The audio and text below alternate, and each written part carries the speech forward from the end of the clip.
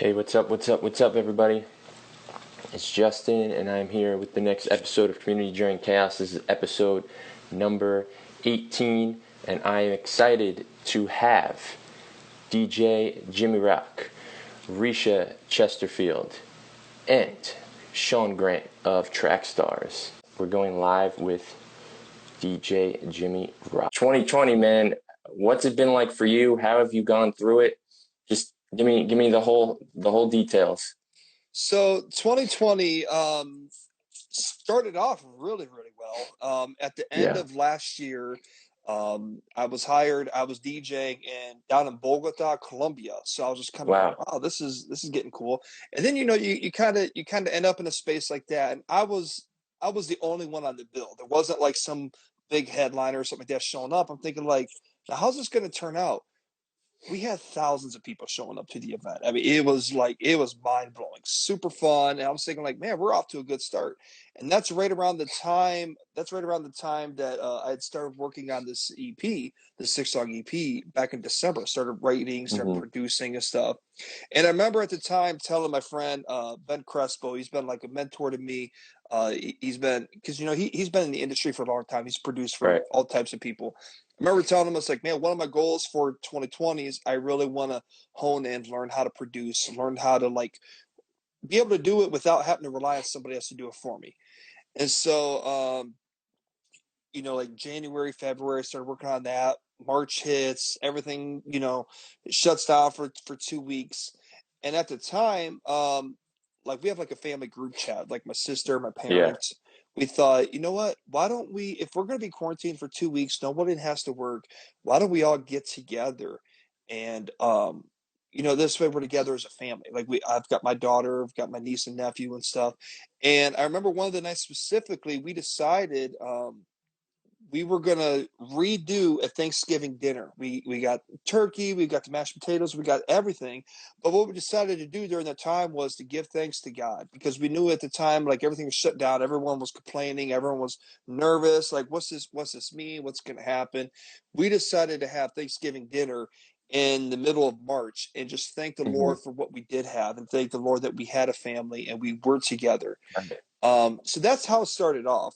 Um, but now with me as a DJ, I also own like a production company. We do a lot with weddings. We do a lot with like proms and just corporate events, stuff like that. Of course, we've got various venues and stuff that need entertainment on a weekly basis. That all obviously shut down. Um, and trying to navigate through that was definitely a challenge because not only did my income stop coming in, my Yeah. bills were coming in, but then the money I still had in my account, I was having to refund all that money to everyone. Just like, well, we have to cancel. We Yeah. can you send us Yeah. this money back? I'm thinking like man, I was hoping to like pay my utility bill or something like that. But naturally, I had to do the right thing, and that's one thing that like for myself and a lot of people in my circles, we believe to always do the right thing, even when it's inconvenient, especially when it's inconvenient, because it's easy to do the right thing when it's easy, but when it's hard, that's when it shows your character. Right. Right. No, absolutely. And so that's the COVID situation that kind of made you cancel everything. And that's actually something I haven't thought about um too much, where it's like, yeah, you lost the revenue for the shows and everything, but for anyone who bought tickets, they need to be refunded. And you're Mm-hmm. talking about, people who have tours booked all the way through the end of the year. That's a Mm-hmm. lot of money coming out That's a at lot. once. And I never even thought of that. Oh yeah. So now what about once all the civil unrest stuff started? Did that affect you in any way as far as, I guess your focus and what you're trying to do? Yeah. Um, I mean, I was watchful. I remember we had I live here in Ohio, in a place called Sandusky, Ohio. Most people, if where do you live, Justin? Where are you from? I'm in Staten Island, New York. Okay. Um, Sometimes we get New York people. We have Sandusky is a very like touristy location. We have Cedar Hmm. Point. It has like some of the most biggest, tallest, fastest roller coasters in the entire world are right here. We have tons of indoor water parks, a lot of people that are coming through nonstop.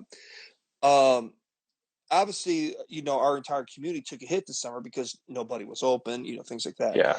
And I remember like the protests were going on. I showed up to my protest because I wanted to stand next to my brothers and sisters, um, and make sure that like, hey, you know what, like I'm here for you. Like Yeah. I march with you, etc. However, I did get a little nervous because the protest did kind of go over like a block away from where my building was at, like all my Mhm. production company, this and that. Yeah. Um, Yeah. but it was a peaceful protest in the sense that there wasn't any destruction, whatever. But I'm not gonna lie and say like, I wasn't kind of like, oh man, well, like what would I do? Like what would I do? In that situation. So um, Yeah. Yeah. Out here, because technically where I'm part of is New York City. And mhm. New York City is broken into, the five boroughs: Brooklyn, Manhattan, Queens, Bronx, Staten Island. Staten Island's the real low key, quiet, suburbs of what you would think of New York City. So I know other parts of New York City had, some of the protests broke out into, violence, and some communities got destroyed. But Staten Island, to I guess my community's credit, I think there was about 10 protests and all were peaceful, no arrest, Wow. no anything.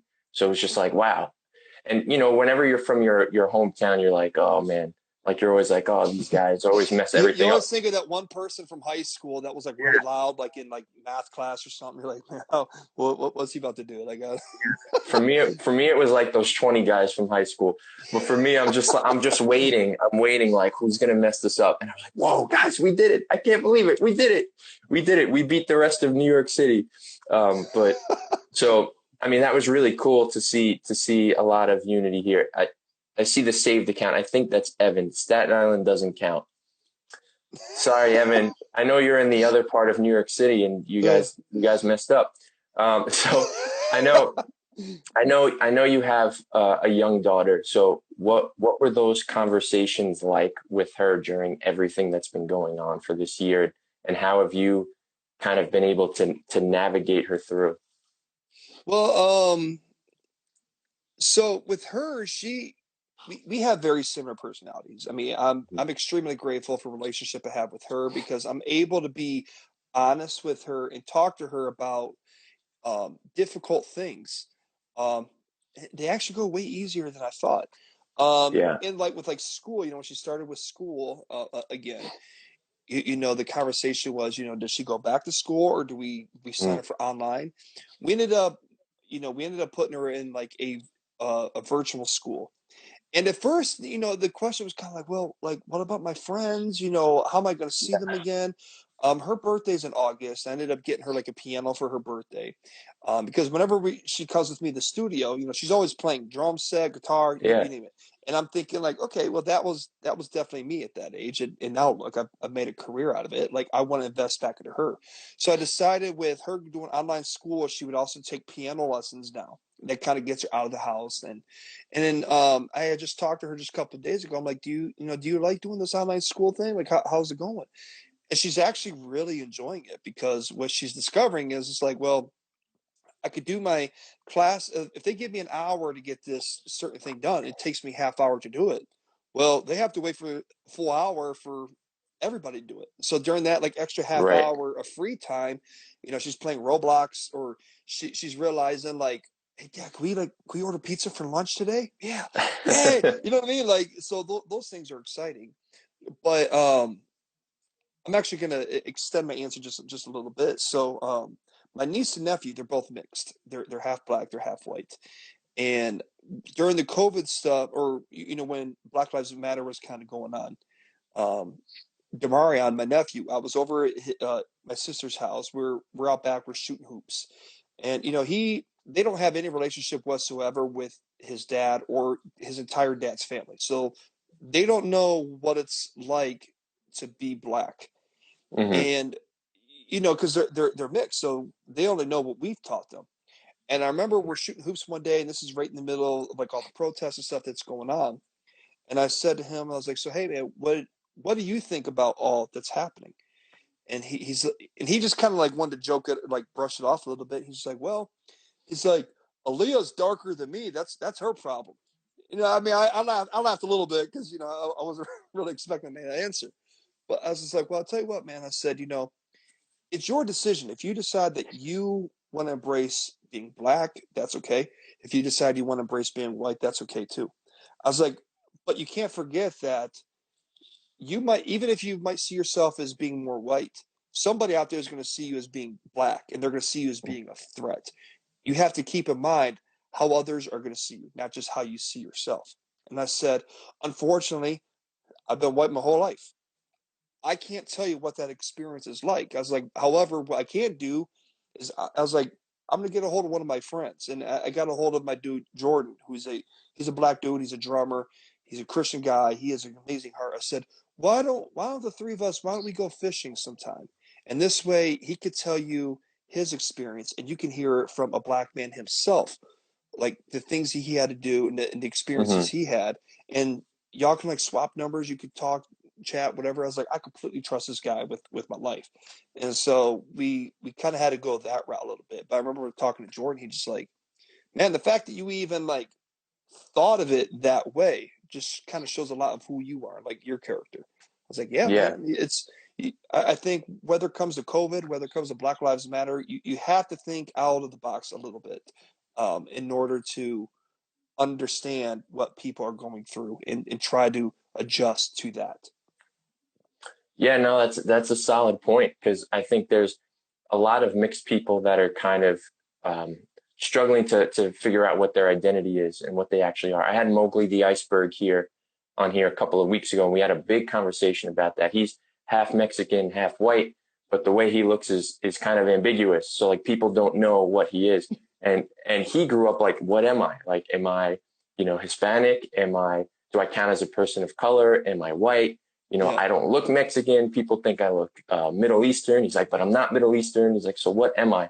So we had a pretty in-depth conversation about that. I myself am mixed. I'm white and Puerto Rican. Ah. My wife is Italian and Puerto Rican. So our kids are half white and Puerto Rican. We're all 50% Puerto Rican in some fashion or another, but none of us look it. We're light. I have family members who are black, who are black Latinos. And so it's interesting. Like you see all of us and our cousins, we're all staying together. It's like the color spectrum. And there's like, who's the tall white guy? Black and white. Yeah. Who's the tall white guy at the end? And I'm like, no, I'm with them. Like, these are my cousins. these are my aunts and my uncles. So it's like so interesting to figure out what that identity is. Like for me, I tell everyone I'm Puerto Rican. I grew up with my Puerto Rican family. Boricua. Yes, Boricua. My mom, is Puerto Rican. My dad is super white and doesn't have a lot of culture in his family. So it's just like, I only knew one side, but then everybody looks at me.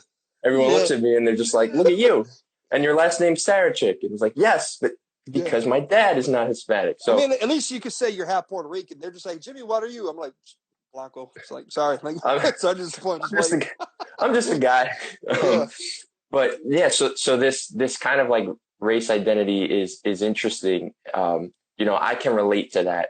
And just like conversation that you had, I think was so important, because you're only going to know what you were raised in, regardless of what you look like. Yep. So it's just, man, like all these conversations that have been happening because of everything that's been going on, it's just like so interesting to hear these different perspectives and see the different things that people do to kind of explain, especially when children are involved too. And like you said, they understand, they get it. We don't think they get it. We were all kids once, and we know that we probably would get it, but we forget because now we're adults. Yeah, and it's like we know. Sometimes I think a problem we have is we think we have to dumb down the conversation for them, but in reality, Right. like they're able to have like a legitimate conversation about it. I Yeah. mean? Like my daughter just kind of like, I don't get it. She's like, I don't care what they look like. If they're nice to me, I'm nice to them. End of story. Like that's all she cares about. Hey, you want to go play dolls? Right. Yep. Okay. Like you're my friend. That's it. Yeah. It's crazy. Now, I know for you, you're a single parent raising your daughter. So has that been more challenging during a year like this? Because I know it's already super difficult. So I can only imagine now isolation and kind of just having these conversations on your own with your daughter? What's that been like? Okay, in a weird way, I've liked it more. And I say that because every year, or like at the start of the school year, you always see those parents like, I can't wait to get these bad kids back to school. Blah blah, they're driving me nuts. And I'm just sitting there like, I don't get it. Like, I legit enjoy spending time with my kid. Like, I Yeah. love summer because like we're all like we're natural night owls. So like we'll stay up to 1 o'clock in the morning, not Okay. even think twice of it, sleep in. She'll come in my room, like we'll watch a movie, stuff like that. Those types of things have been nice.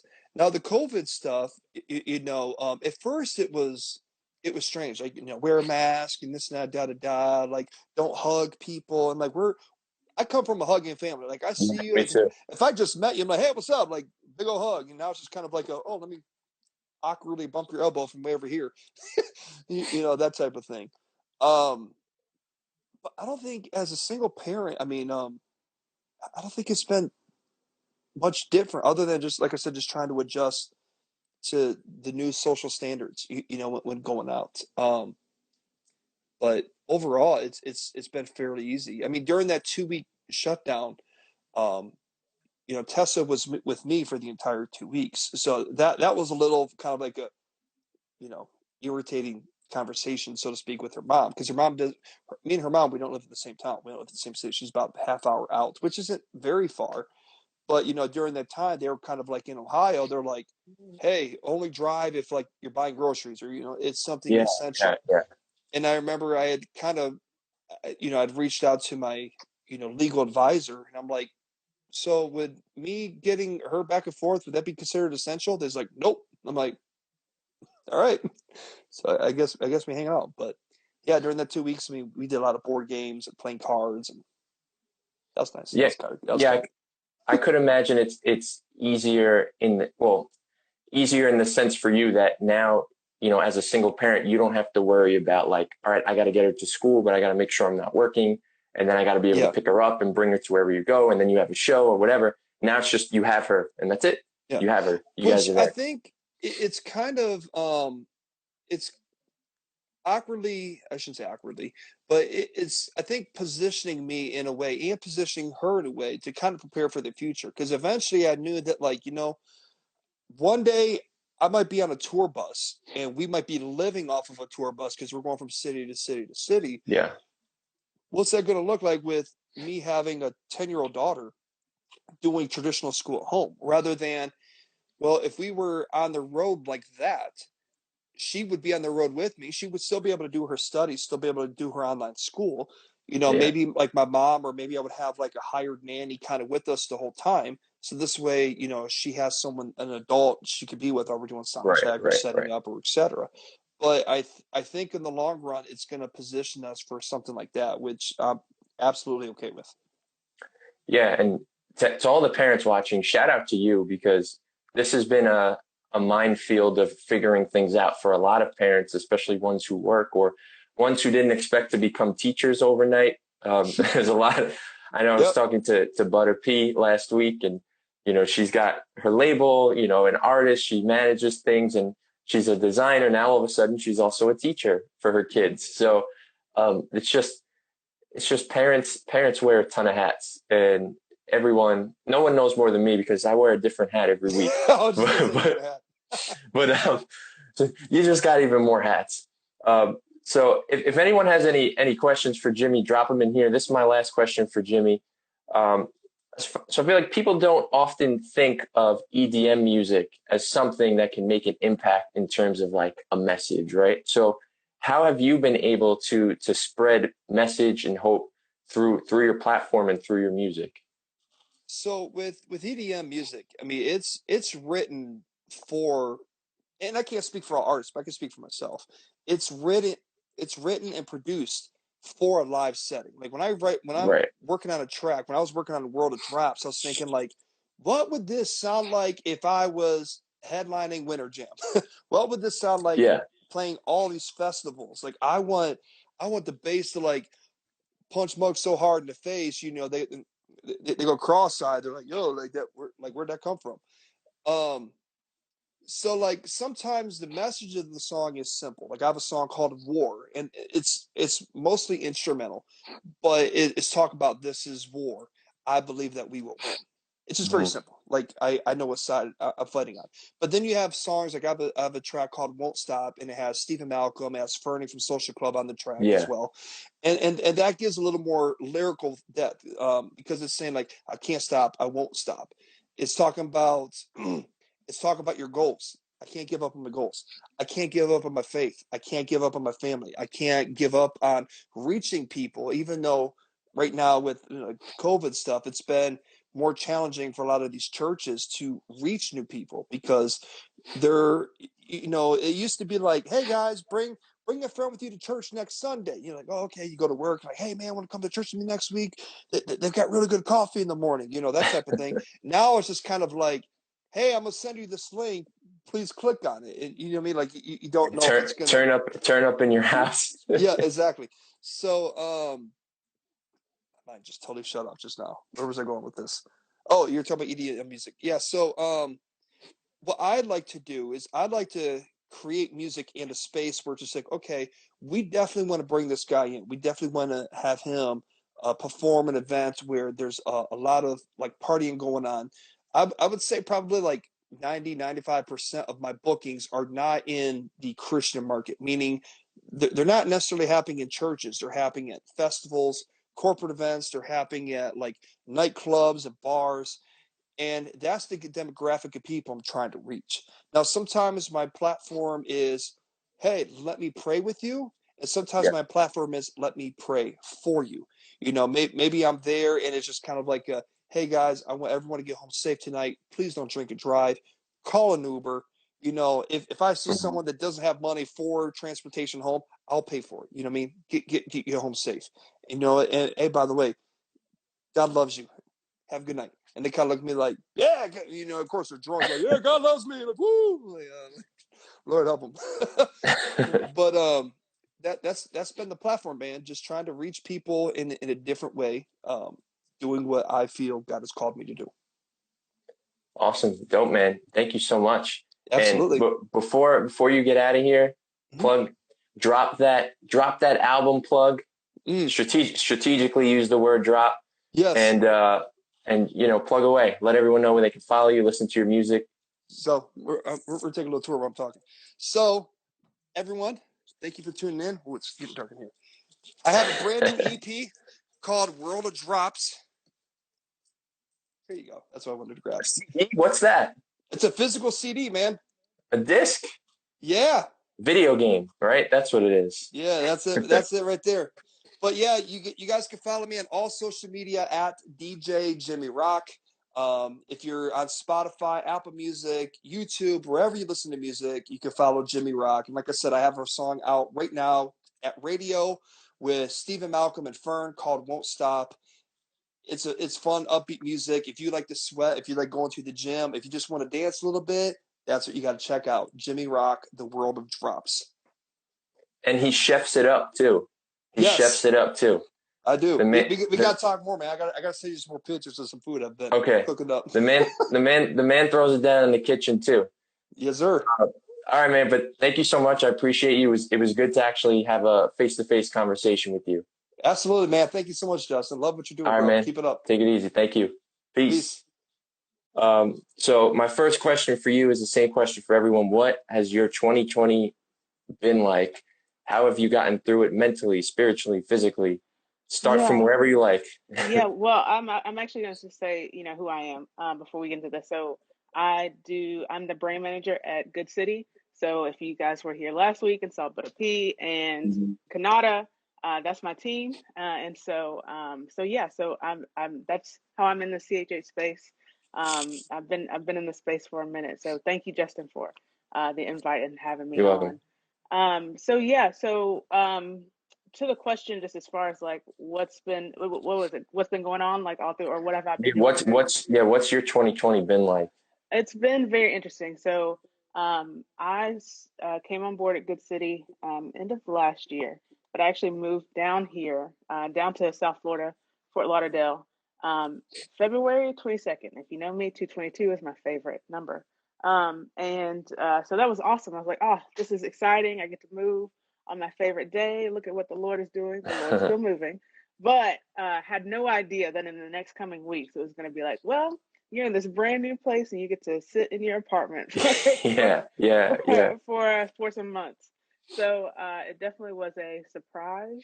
And it definitely was something that, of course, I mean, it was a surprise to everybody, but I have been, going through that. And then, of course, we have, keep moving it forward a couple months. And then we have Black Lives Matter and, and the death of George Floyd and Breonna Taylor and all those that, other names. The list is so long. It's been a hard year. Not gonna lie. A lot of times when you're going through it, I'm very much the person that likes to see the bright side of things and I'm optimistic about things and very excited about things.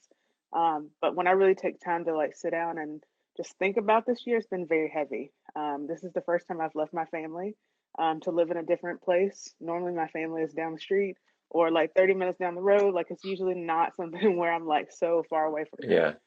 So, that coupled with all the unrest going on within the country, it's been tough. It's been tough, but on the flip side of things, it's so cool to see how the Lord still works in the midst of these times, that He's not left us and He hasn't forsaken us.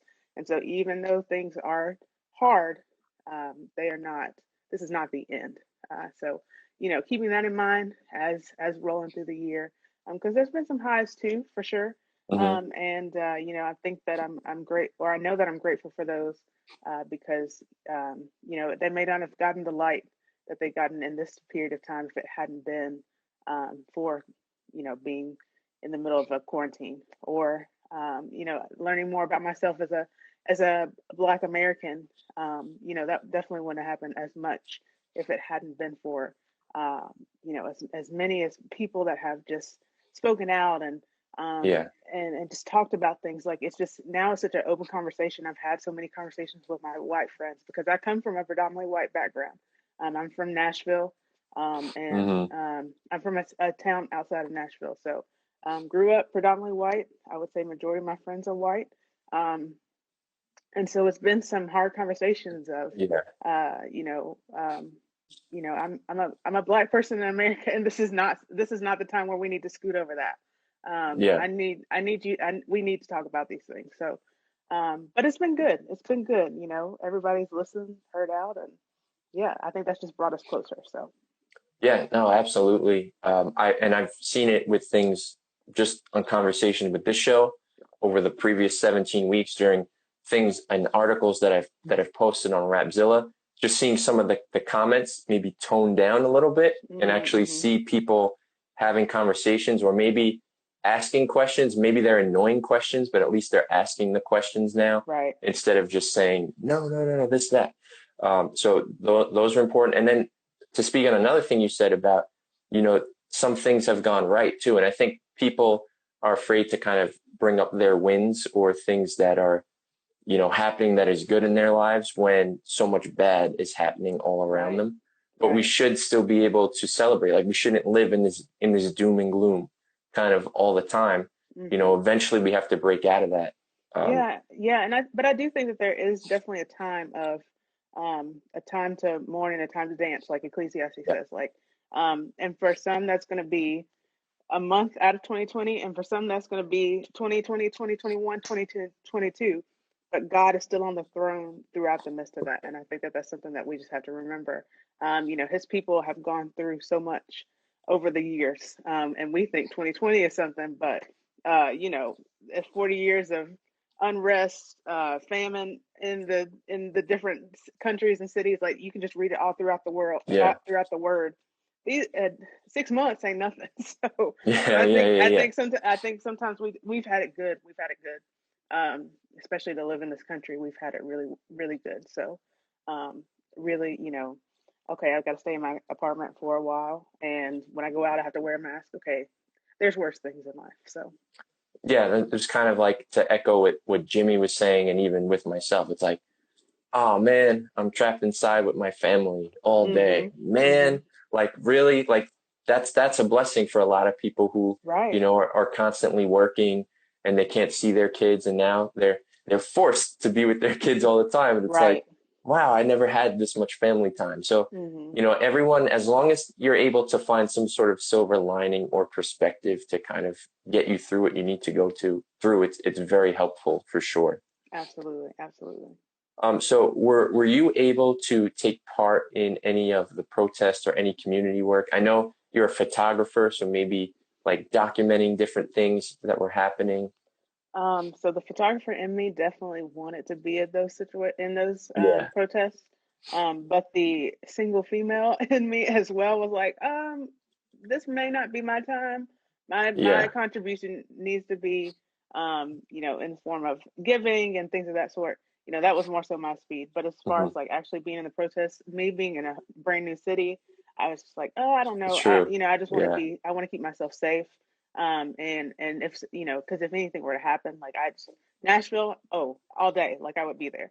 But Yeah. here, being in a new place, in a new space, I was just like, oh, let me, be in prayer. Let me give to certain organizations. Let me make sure to sign these petitions. Like, I wanted to make sure that I was still doing something, even though I wasn't leaving my home. And praise the Lord, we have the internet, so there's a lot that you can do on there versus, actually having your foot, on the ground, on the streets, in that form. So yeah. But yeah, definitely, if um, when things, settle, well, hopefully things start to settle down. Yeah. But yeah, for this year, it was just mostly, and educate myself as well too, because even though I am Black, that doesn't mean I know everything about being Black, Right. and I don't know every Black experience, and I can't speak for every Black person. Right. So listening to stories and hearing people out, and just being a listener. I think that that's one thing that I know the Lord has called me to be and to do, and so this has definitely been a season of listening. Yeah. I don't remember if it was Derek Miner or someone else that I had on here that, oftentimes like the Black friend of someone, like all of a sudden you're the expert now. It's like, oh, I have all these questions about, the Black experience or about all these things. And it's like you're expected to know and have all the answers and constantly be the source of everyone's questioning. And it's like, hold on a second, like I'm going through stuff right now too.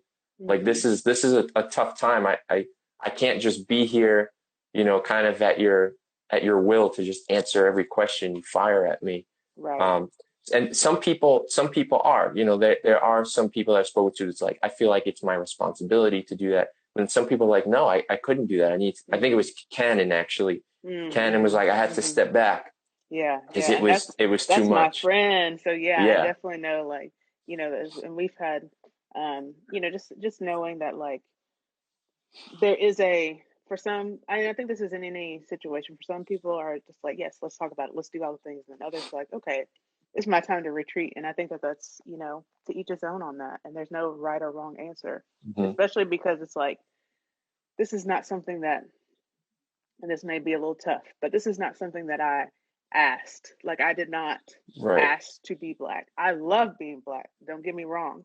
But at the same time, this is something that it's just thrown on us as once we're born. And so, all these things, come at us, and you don't really realize until you get older, how much, that comes along with being a Black person. And, I've definitely gone through that as well. Like, for me, it was more so of, um, I'm willing to have the conversation. So let's talk Hmm. about it. As awkward as it may feel for some people, like, let's talk about Yeah. it. Because it needs to be discussed. But yeah, I definitely think for some people, and some people probably even now, like, are still not wanting to talk about, these things, because it's tough. It's hard. It's Yeah. very hard. And it's something that's so hard to describe.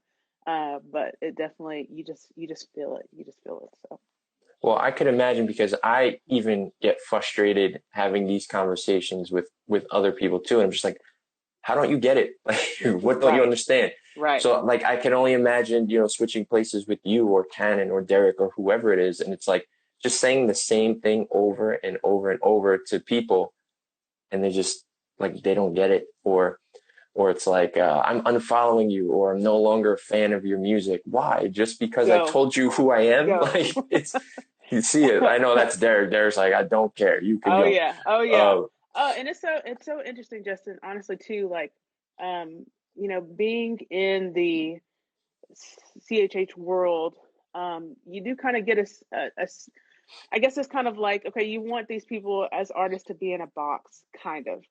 Like you wanted them to play safe. Like you kind of have to be the PR person for these artists, especially in the CHH. Like, you're just really looking out for people. And I can remember like back in when I was at RMG, like there would be some times that my guys would like they would tweet something out and I'd be like, then we gotta be safe. But now I'm just like, be you. Like, that's the only people that that's all you can be. And of course, when it comes to these kind of things, like um we need people to be honest about who they are and how they feel.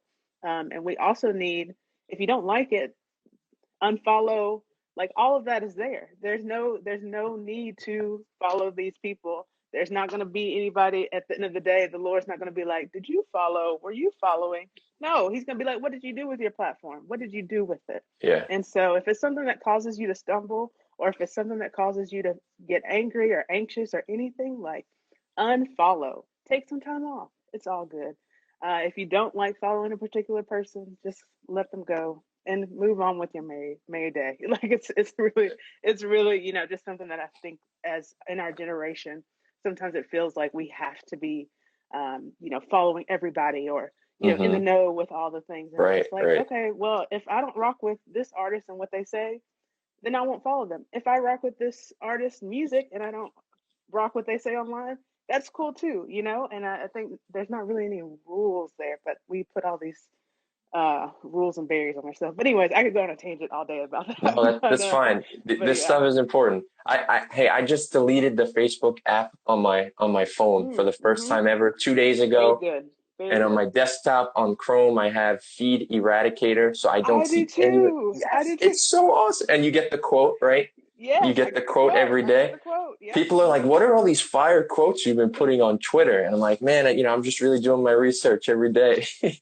I'm gonna be watching. I'm gonna be watching for the quote. I'll be like, I know where that came from. No, because I'm gonna see you post the same quote one day, and I'm like, They're like, all right, who's copying who? But yeah, it's been so amazing. It's like family members, even it's just like toxic, and I'm just like, what do I do? Yeah, it's It's so like, all right, bad. well, I can't delete, these certain people. I can't block these people because it's gonna cause a problem. So let's just get rid of seeing them at all. There we go. There we So go. that's right And there. just control it. We Yeah. have the ability to control it. We can mute words, we can mute people, we can unfollow. Like, we have the ability to control it, but instead of letting it control us. So yeah. Yeah, it's saving my life. That's what I'm telling you. Yes, Um, Facebook Eradicator. all right, so we've had a few people on here talk about how Black women are the most mistreated Mm, group of individuals, maybe out of anybody. hmm So do you have any thoughts on that? And like, could you maybe break that down a little more? Okay. I know that's a So that's a heavy one. I'm sorry. it's okay. It definitely is something where, um, if you don't necessarily look to see it, then you won't think about it. But I think Hmm. one of the biggest stories recently that I just really have seen, like, okay, this is very true. Um, because I mean, I've seen it in my life. Um, but to kind of put it on the grand scale is, this whole Meg the Stallion story, which, if people are unfamiliar, you can go Google.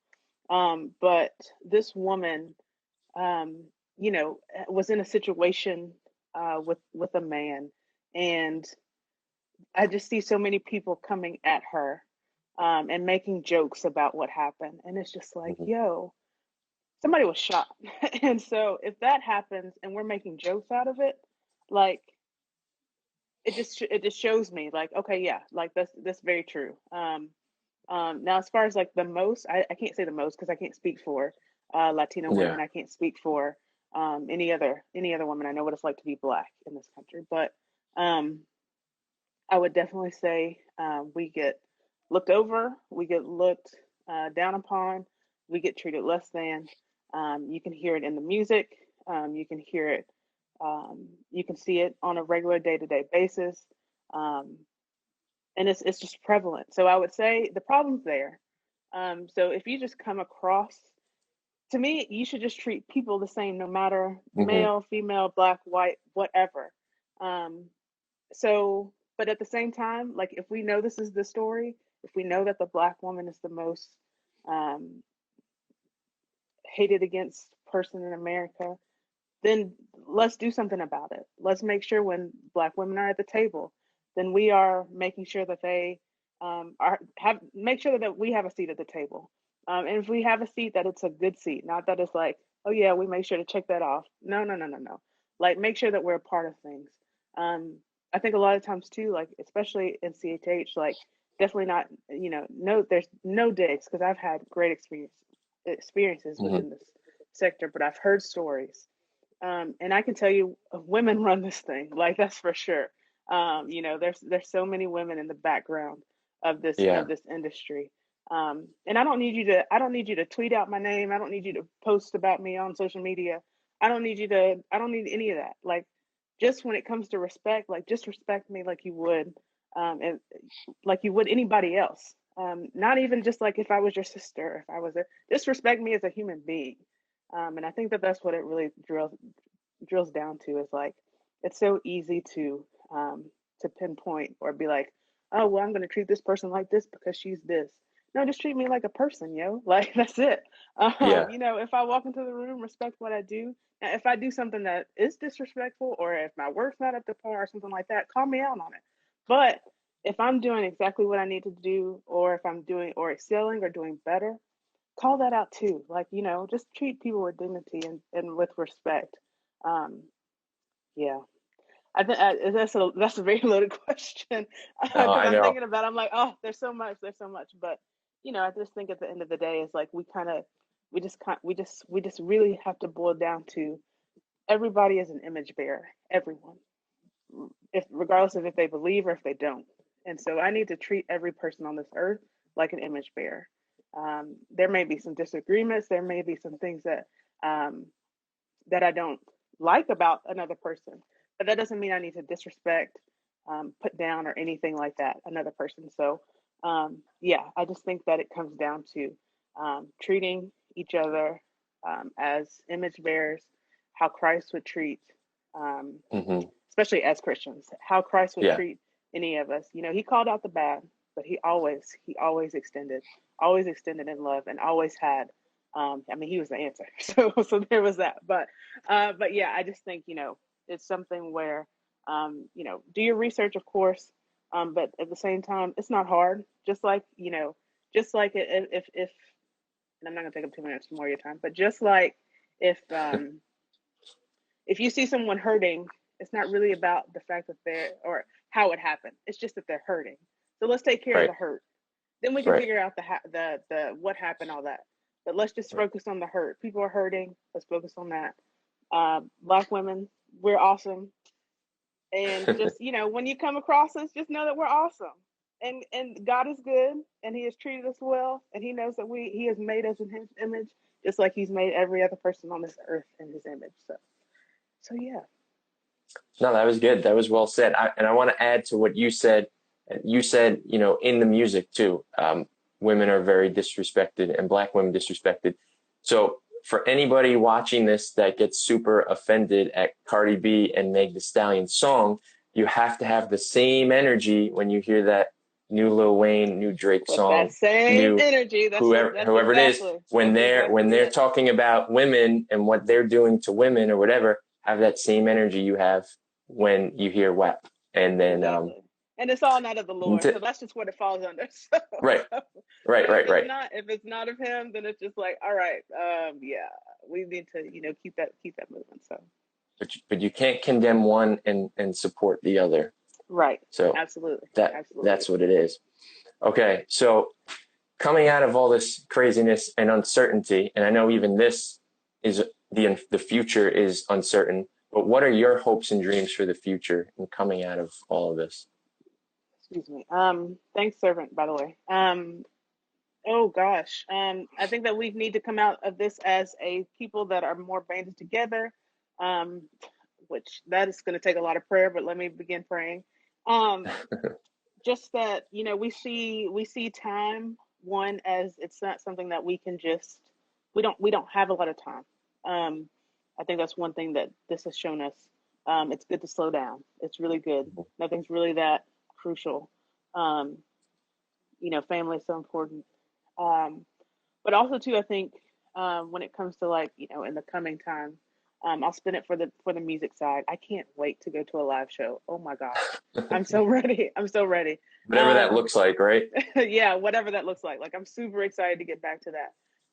But I think that there's going to be so much more appreciation for things, when we are finally able to move like how we've been moving for the past. I mean, the past 30 years of my life. So, Hmm.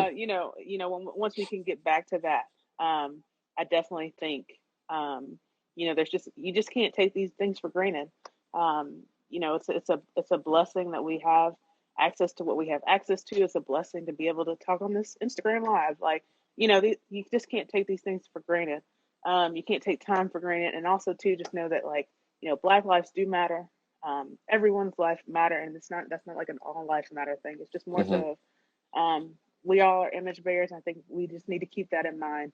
We also need to keep in mind, or just some bright, just to try to think of something, great. But, yeah, I just look forward to coming back together, being able to hop on a plane when I'm ready, being able to go home when I'm ready to. Like, I'm excited about all that because I haven't been home, in the midst of all of this. So, very excited for when it feels normal just to go to the airport and, fly home when I decide to, versus like, oh, let me schedule this out because I have to see, make sure I can be masked up and all that kind of stuff and be quarantined for 2 weeks. So, Yep. which, I mean, honestly, I think we just have to buckle up for the ride because I don't think anything is going to change majorly for the next while. So, yeah, Yep. yeah, but there's a lot to look forward to. Live shows, getting back together with our people. God's got us. And don't miss out what he's telling you in the midst of this time. Don't miss it, trying to get forward. Like, he's saying so much to us right now. And I think it's so important to be listening to what he's saying. Yeah, awesome. And one more thing, like, just to add, as us in the creative space, this has kind of been left to us to figure out what these creative things are going to look like moving Mm-hmm. forward. So we get Yep. to be the ones that are left to clean up this mess of, like, how do we start a whole new industry? So everybody watching, don't if you don't like something, the way shows are done in the future or albums are rolled out, it's not our fault. We're still trying to figure it out too. Oh yeah, but Uh, now it's like the time to be thinking on those things. I feel yeah, like, yeah, yeah, I yeah. was just having a conversation like right before I got on here, with someone that was saying that their wife just started a whole new company like in the midst of COVID. And so it's like, this is the time. This is the time for those ideas to actually become, even if that means, moving a little bit on it. But this is the time because who knows? Once we get out of here, you see major moves happening with artists like Travis Scott. Like, things are Hmm. changing. So Yeah, I think it's just time for us to be ready for it. So it's a whirlwind. But Risha, thank you so sounds much for good your to time.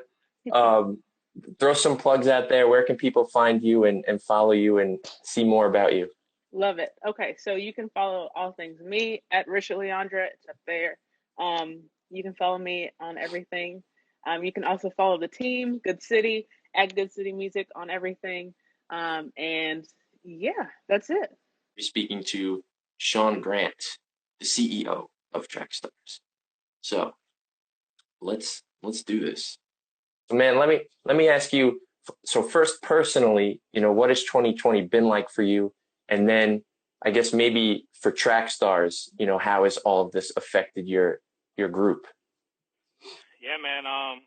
So a lot of people who watch our show know that I lost my dad last year.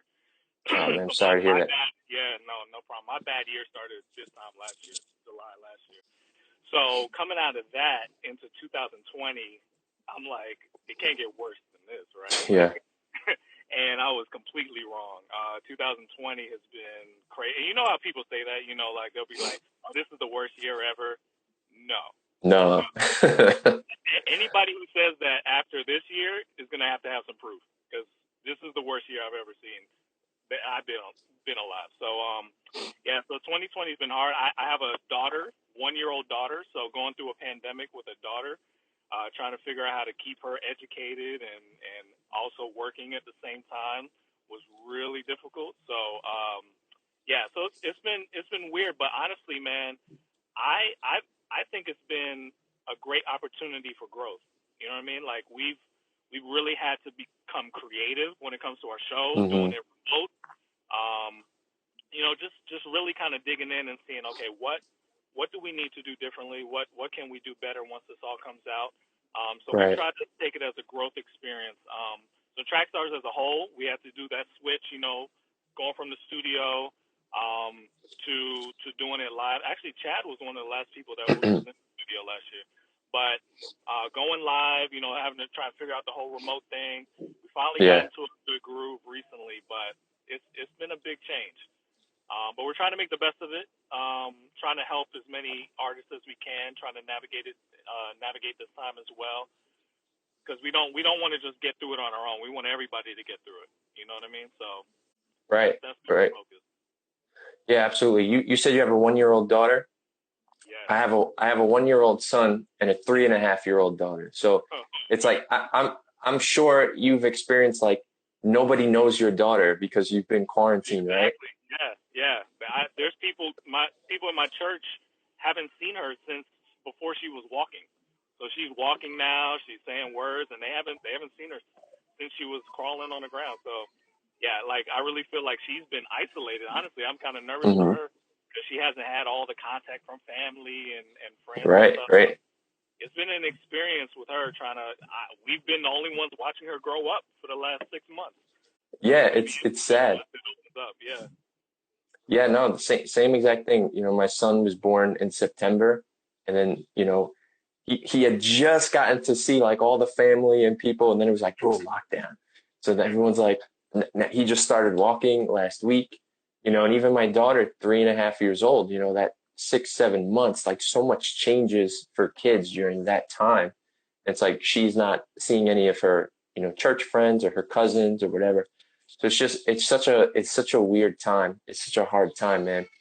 You might be able to actually hear my son is actually crying right outside the door. Very, very convenient.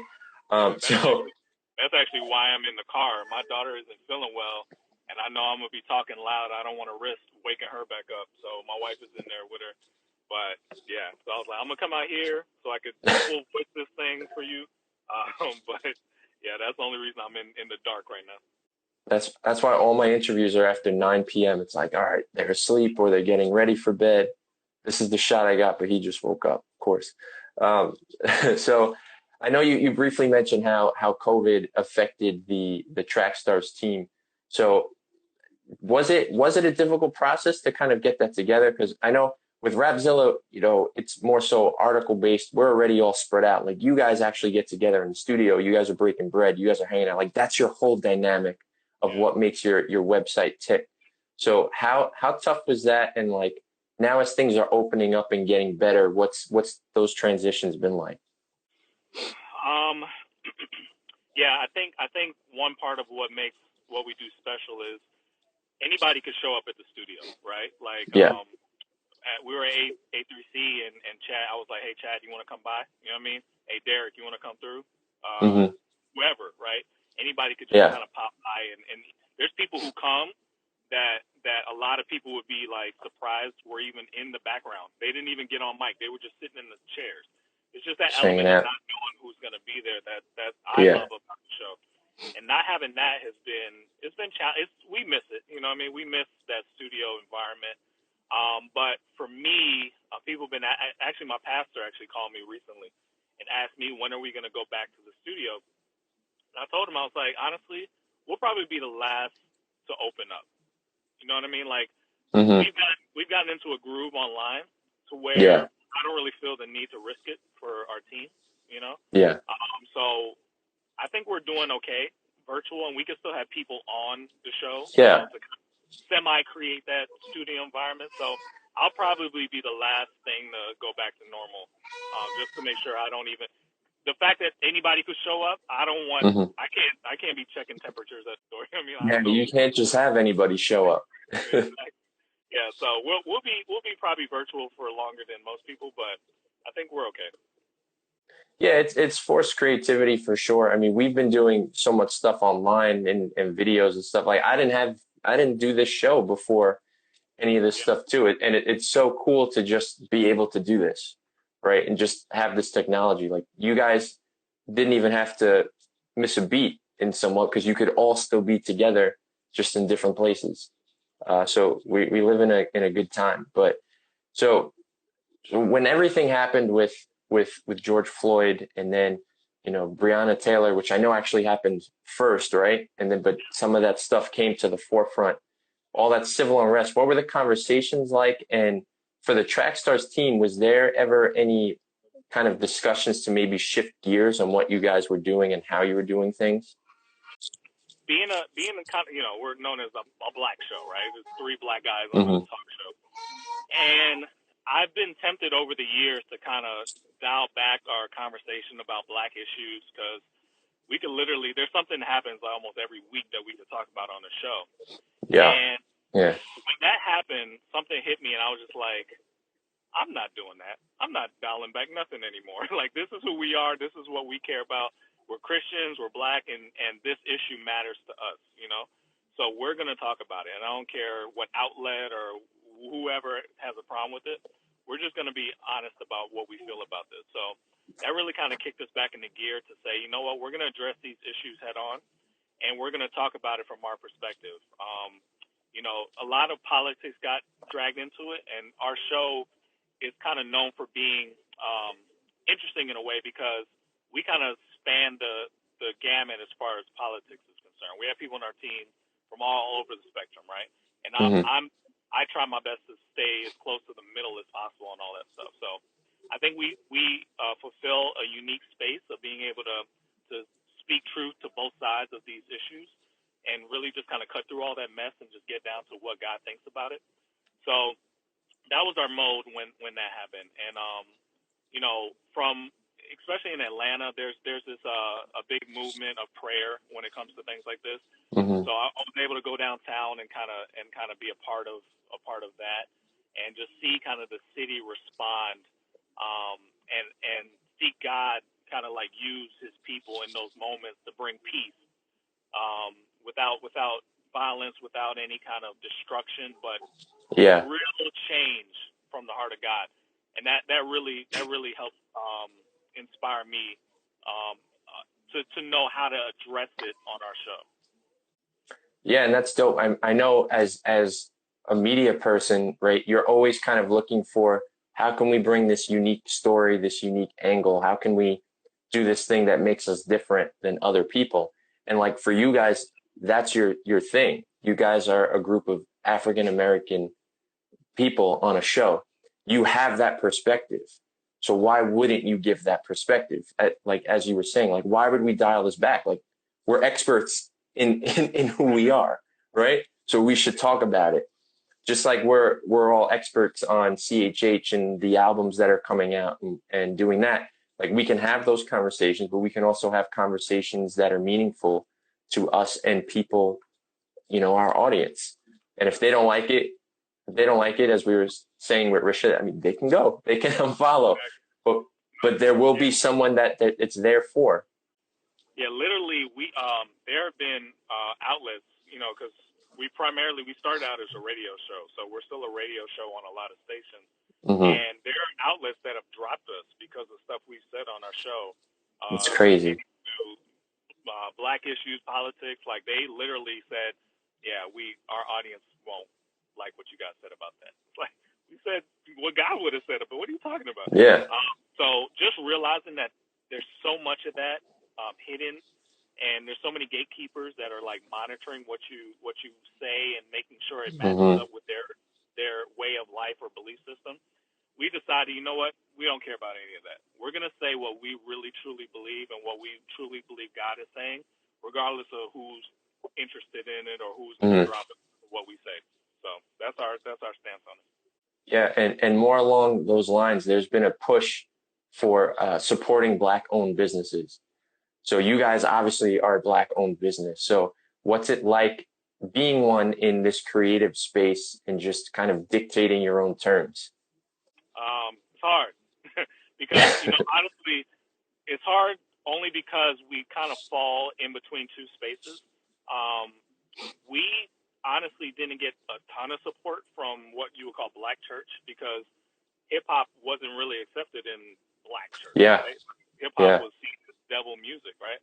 So, we started back in 2005, 2006, and this is before the big Lecrae movement and all that kind of Mm-hmm. stuff. So, Mm-hmm. and it was really hard getting anybody to care about what we were doing with Trackstarz, like for a long time.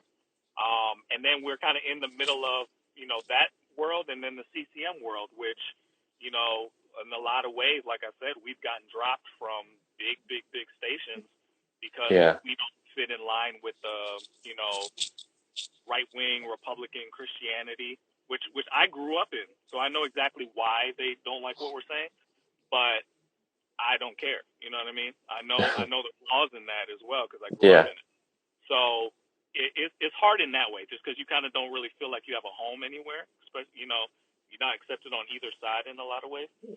Yeah. But in a lot of ways, and we've talked to several people about this. An advantage is that we know we have our ear to the ground as far as the culture is concerned. We understand what people like and don't like, and we can speak to those issues. So in a lot of ways, that may be an advantage. But yeah, I think getting stuck between two worlds is hard, man. It's really hard, and that's why we really appreciated the CHH culture because it cuts through some of those color lines and culture lines where it doesn't really matter as much what you are. It's, do you understand this culture? Are you about Jesus? Yeah. Do you like music? And that's all you need to get in. Black, white, Hispanic, it doesn't matter. Yeah, everyone kind of collectively is like the outcast of some sort of bigger industry or community. Exactly. So everyone's among family, I guess.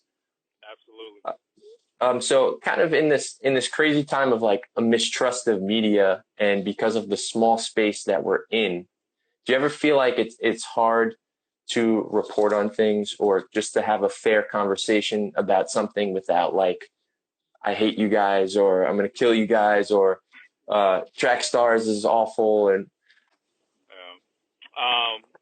when you said the word media, I didn't even think you were talking about us.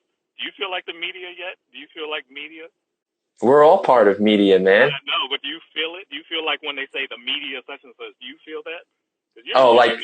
You're the media. Like when people say like that, when people refer to like the liberal media or the lying media, I do feel like I'm part of the media, but I'm part of the media that I think people likes because it's the entertainment industry. So when everyone's like, "Oh, you're a journalist, you're a reporter, you're part of the media," I'm like, but it's the good one. I'm not trying to spin anything about who you should vote for president. I just want to tell you a good story about Lecrae or like whoever it is. But yeah, like technically we're the media, and we try to. I know I do. We always try to cover things to the best of our ability, and sometimes those things that we're covering get us in trouble, or the artist doesn't like how it's covered. So do you find that kind of hard to navigate, like on things you talk about or you guys discuss? Yeah, I know what you mean, and we kind of blur the lines a little bit in media because we do talk about politics as well. So yeah, we get comments, like you'll see it on a live show more so than our videos, where people will get in there and they'll think we're part of the liberal elite, or and the opposite people will think we're part of the Republican establishment. Like, so it's like whatever. Again, but yeah, I never really thought of myself as the media. I guess I am, but. Yeah, so when it comes to that stuff, I do not care what people think. Yeah. But when it comes to people getting upset about what we post or what we say on the show, or if we voted for them for line, and I try my best to imagine myself in their seats because I'm an artist too. Yeah. I've had to submit my songs to Rapzilla before, and that feeling of, oh man, they didn't like it and all that kind of stuff. So I know what it feels like to be in that space. So I try to take that in consideration. But at the end of the day, I have to be honest about what I think or why. Mm-hmm. Right? So I think if you're being honest, you started journalist or show, if you came on here and you were worried about what a bunch of artists were going to think about what you were saying to me, then you wouldn't really be doing your show. You'd be doing their show. Yeah. So Yeah. that's the piece I have. I know I'm supposed to be doing this. I know God wants me to do this. It's not up for debate. So if you don't like what we decide to do as Trackstarz or whatever, I mean, it doesn't faze me that way. If somebody's personally offended, then I'll take that to heart. And if you say, Sean, I didn't like what you said, it hurt my feelings, I'll take that to heart, and I'll consider that. But general, just being the media and having an agenda, I don't even consider us media until you just said that.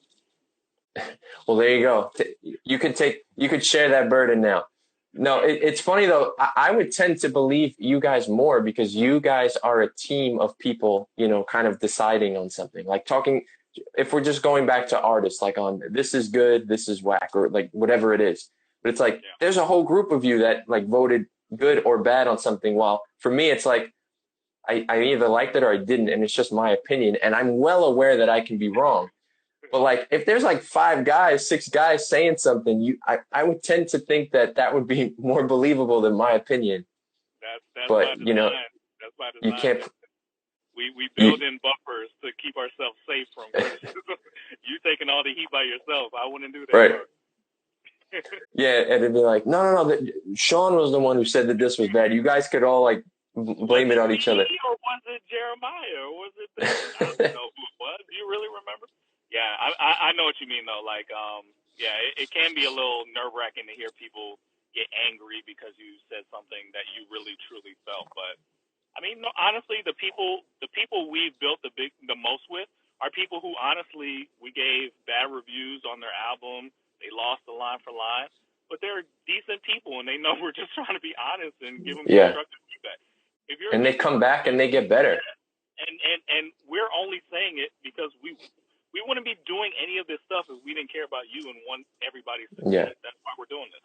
So if you take it well and you realize we're not trying to bash you, and we will help you continue to get better. Like that's in our heart. So people who don't take it well, I don't know. I don't really know who they are. I mean, they usually just disappear. So I don't know.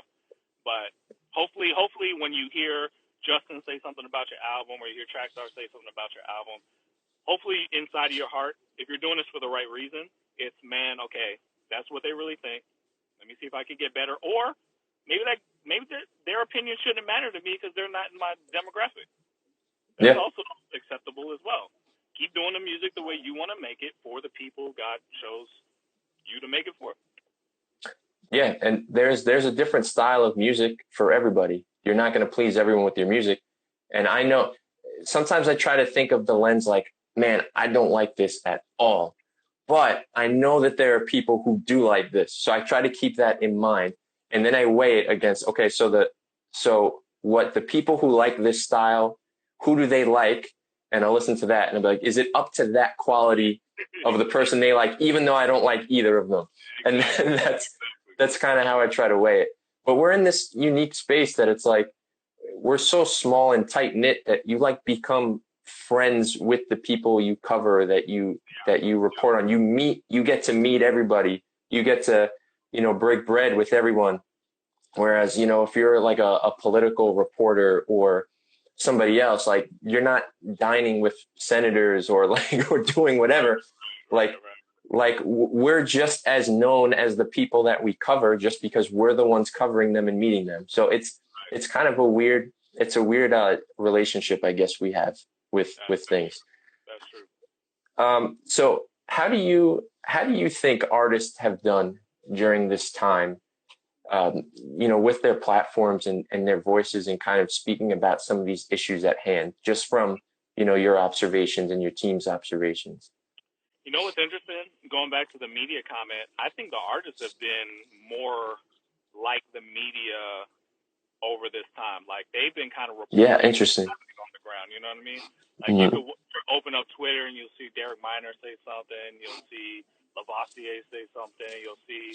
And on both sides of the issues, right? These are people who have totally different views, but you're hearing their take. Yes, they certainly do. they really do. I didn't choose those two on purpose. They just first two names came to my mind. Lavoisier is here next week, by the way. Oh, good. I'll have it next week. So like those two are probably on opposite sides of the scale, but you're seeing them report on how they're feeling real time and how they take the news real time. So they've kind of been reporters on the ground. You know, they've been the ones that have been out there actually marching and stuff like that. So I think that they've done a good job representing how they're feeling. I think fans, they're fans of the music, and a lot of those fans are starting to realize that the people that they love musically are actual real people that have feelings and emotions and thoughts, opinions, and some of them can't handle it. You know, that their favorite rapper didn't vote for Trump like they did, or their favorite rapper won't vote for Biden like they want him to. But the point is that this is a real person. The music that you love came out of their life. You know what I mean? So this is real. So listen to what they have to say. Listen to what they care about. If they're saying that black people are being treated unfairly in this country, it's not because they're brainwashed by the media. It's not because they're liberal elites. It's not because they were paid by George Soros. It's because they've actually lived it and they feel this for real. Like this is their actual life. And there are black people that completely disagree with that, right? So listen to their story. Listen to why they feel the opposite. I think the artists have really done a great job of representing the mindset on the ground on both sides of the political spectrum, and they've been so honest. Like you're hearing raw emotion from these artists. So I appreciate them for being open.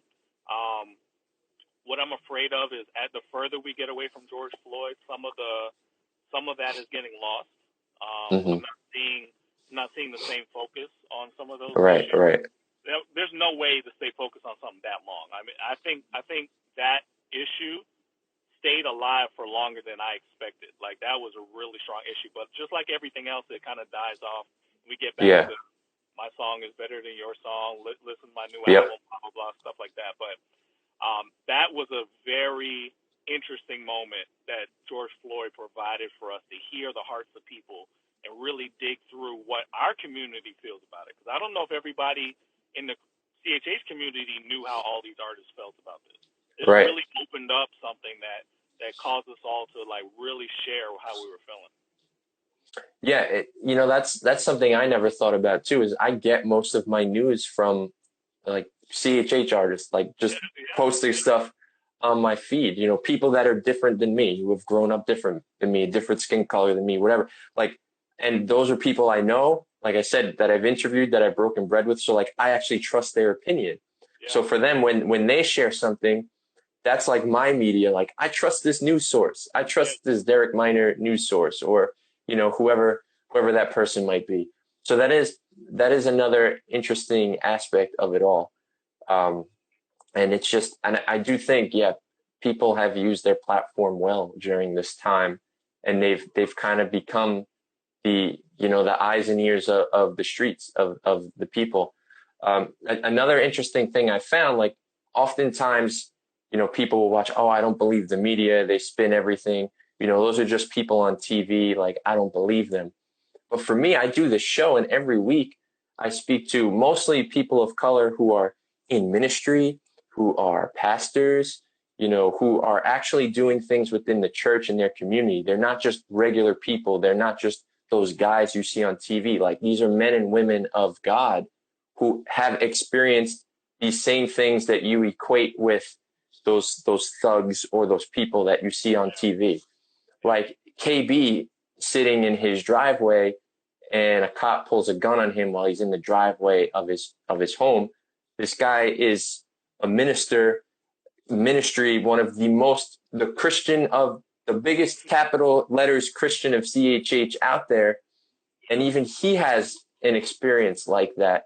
And what he's lying, they're not all lying. Every single person that I've had on my show is not lying. And these are the people you can trust. These are people of God. Like, and it's like I don't know what else to do to show people that, there's real people going through things, and it's not just, people who you deem not great people. It's also very good people. And the sad thing about the KB thing, if that would have gone sideways, no pun intended, people would have been talking about him like he was the thug, like he was the such and such, not Mm-hmm. knowing him, right? Right. So being able to know these people and know their hearts and spend time with them, and if anything were to happen to them, and you hear that kind of rhetoric coming, you would feel like, oh wow, this is what it feels like to be on the other side of that rhetoric. That Mm-hmm. oh, he deserved it. Oh, such and such. Like that stuff hurts, man. You do not know this person one bit. Mm-hmm. We happen to know KB. We happen to know Thizzle, and the incidents they've been in recently. Anyone else outside of this community would have probably said the worst things about them, trying to justify anything that happened to them. That's why it's important for us. Like I really believe God called us here on purpose because we're living for Him.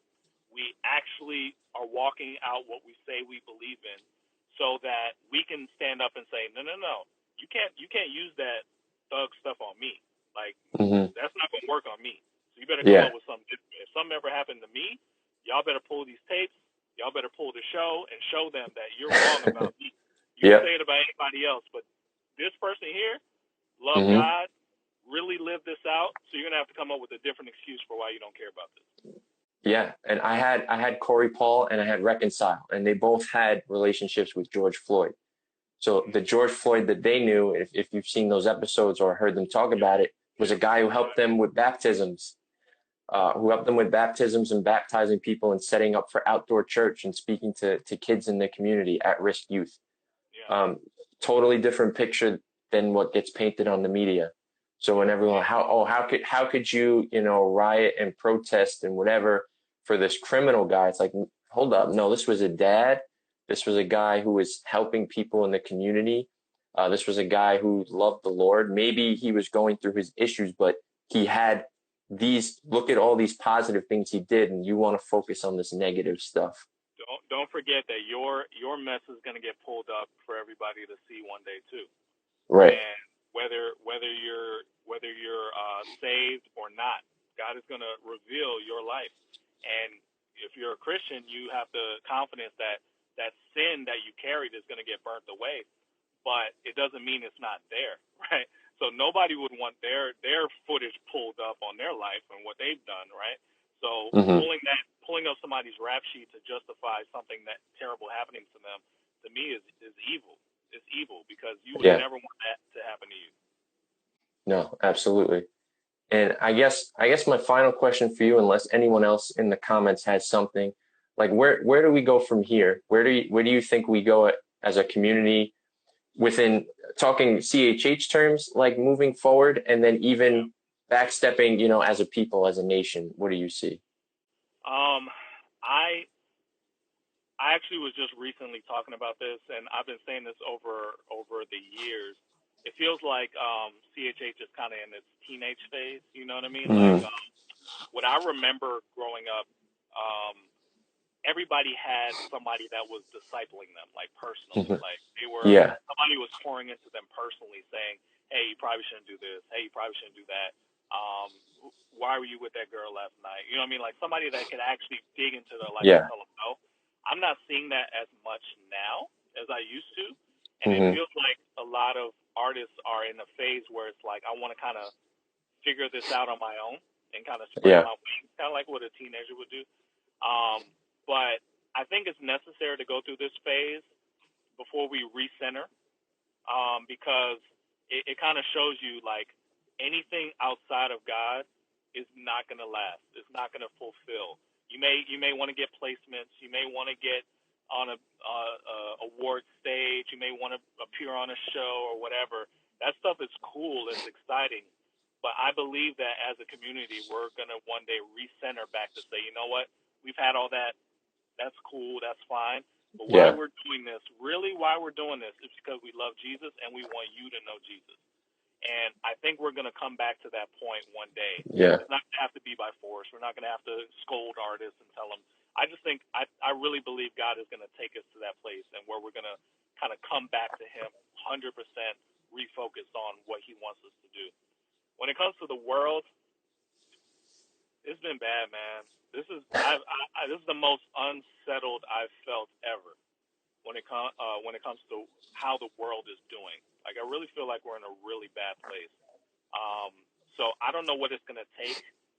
Of course, I believe God can cut through anything Yeah. and do miracles, right? But it's getting to the point where he's going to have to do something, because it's not going to naturally get back to a good place. I don't see that happening. Mm-hmm. We are really divided, and what hurts me the most, my mission statement in life is to really answer the prayer that Jesus prayed in the garden before he died for our sins, right? He was begging his Father, let them be one like we're one. Let them be one. Mm-hmm.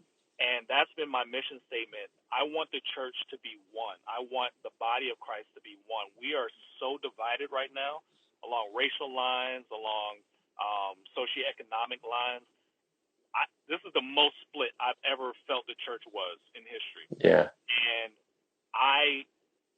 it just hurts me that Jesus was praying. He was praying, please answer this prayer. Let them be one. And we are completely destroying that prayer. We're basically saying, well, screw you, no. And I can't live like that. I can't live in a world where the body of Christ is split in half like that. So it's my personal mission, and I'm praying that something will drive us back together, that we'll come back together, black, white, and any race divisions, any other divisions, political wise, that God will overcome those divisions in a genuine way, not in my side be your side, but in a these sides don't matter anymore. They literally don't matter anymore. Right. I hope it's a nice transition into that, but I know God will do whatever he needs to do to make it happen. And that's what I'm trying to let people know. We don't want it to be forced upon us. Let's choose it ourselves to really bridge these gaps and really defeat these divisions that we have right now, because I can't imagine he's happy with how we're acting. No. Yeah, that's so good, man. I wanted to add one thing to what you're saying in terms of the CHH artist who doesn't kind of have that mentor or that leader.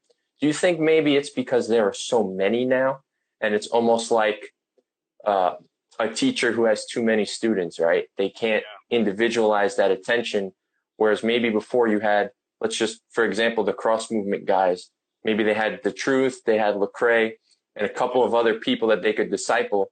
Now it's like you have 15 to 20 artists per city. And then who are all the OGs of the genre? Like they can only take on so many guys and girls, that they're discipling. You know what? The thing is that we were successful in the 2000s. We were successful. Like a lot of the kids that are doing music now were in youth group in the early 2000s. Yeah. They were the ones that were in the youth group listening to the music that we were making. And now they're grown up and they want to make music just like they heard Cross Movement do, just like they heard Lecrae do, and on and on. But you're right, there's a ton of them. There's a ton of them, and they have different influences than we had. I mean, it's just a totally different world now, and there aren't a lot of people available to help kind of guide.